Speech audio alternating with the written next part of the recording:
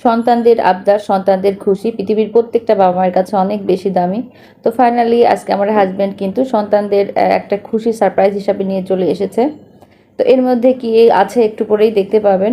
তো বেশ কিছুদিন ধরে কিন্তু আমার বাচ্চারা এটার জন্য অনেক বেশি কান্নাকাটি করছিল। তো আমি কিন্তু এটা ঘরে আনার জন্য প্রথম দিকে একেবারেই রাজি ছিলাম না, তবে বাচ্চাদের কান্নাকাটির কারণে একেবারে শেষ পর্যন্ত আনতে বাধ্য হলাম।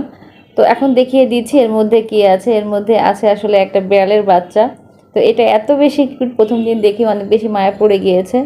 তো বাচ্চারা যখন গত ৩-৪ দিন ধরে অনবরত কান্নাকাটি করছিল, তখন ওর বাবা বাধ্য হয়ে তার ফ্রেন্ডের বাসা থেকে একটা বিড়ালের বাচ্চা এনে দিয়েছে। তো বিড়ালটা সত্যি অনেক বেশি কিউট আর মায়াবী। তো প্রথম দিন এসে ও একটা অপরিচিত জায়গায় এসে অনেক বেশি ভয় পাচ্ছিল। দেখা গেল যে সারা রাত একেবারেই কিছু খায়নি আর অনেক বেশি মিউ মিউ করছিল। হ্যালো এভরিওয়ান, আসসালামু আলাইকুম, welcome to my another blog. সন্তানদের খুশির কথা চিন্তা করে কখনো কখনো আমরা এমন কিছু করতে বাধ্য হই যেগুলো আমরা কখনো চিন্তাও করি না।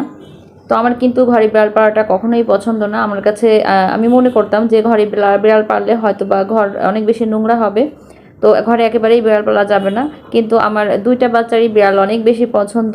তো আমাদের বাড়িওয়ালা আন্টির কিন্তু একটা বিড়াল ছিল। তো ওরা চিন্তা করেছিল ওই বিড়ালের বাচ্চাগুলো বড় হলে ওরা নিবে। তো একদিন ২ দিন করে হঠাৎ করে দেখা যায় যে বিড়ালের বাচ্চাগুলো সবগুলো নিয়ে চলে গেছে। তো হঠাৎ করে যখন আমার বাচ্চারা দেখতে পায় যে বিড়ালের বাচ্চাগুলো নাই, সবাই নিয়ে চলে গেছে, তো তখন থেকে কিন্তু ওদের কান্না একেবারেই থামছিল না। তো বাচ্চাদের কান্না থামানোর জন্য ওদের বাবা কিন্তু বাধ্য হয়ে বন্ধুর বাসা থেকে খোঁজ খবর নিয়ে তারপরে বিড়ালের বাচ্চা এনে দিয়েছে।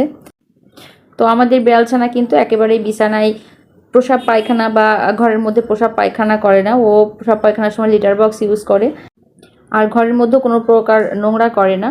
তো একটা অবলা প্রাণী যে মানুষের এত বেশি শিকারী হতে পারে তা আমি এটা দেখার আগ পর্যন্ত জানতাম না। তো বিড়ালছানাটা কিন্তু এখন আমার একজন সন্তানের মতোই।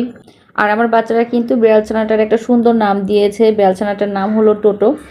তো ওরা কিন্তু বিড়ালটাকে এত বেশি আদর দিয়েছে, এত বেশি ভালোবাসা দিয়েছে যে এখন সব সময় আমাদের টোটো সোনাটা একদম ওদের কোলের মধ্যে থাকে। আমার ছেলে মেয়ের কোলের মধ্যে ওদের সাথে বল খেলে, ওদের পড়ালেখার সময় এভাবে বসে থাকে। দেখা যায় যে আমি যদি একটু সরিয়েও দিই, তারপর আবার দেখা যায় যে ওর কোলের মধ্যে চলে আসে। তো এটা কিন্তু দেখতে অনেক বেশি ভালো লাগে। আমি আগে কখনো জানতাম না যে একটা অবলা প্রাণী মানুষের এত বেশি প্রিয় হতে পারে। আর আমার বাচ্চারা যখন পড়তে বসে, কখনো পড়ার টেবিলে, কখনো কোলের মধ্যে এভাবেই ঘুমিয়ে থাকে। তো আজকের ভিডিওটি পর্যন্তই ছিল। সবাই ভালো থাকবেন, সুস্থ থাকবেন। আল্লাহ হাফেজ, আসসালামু আলাইকুম।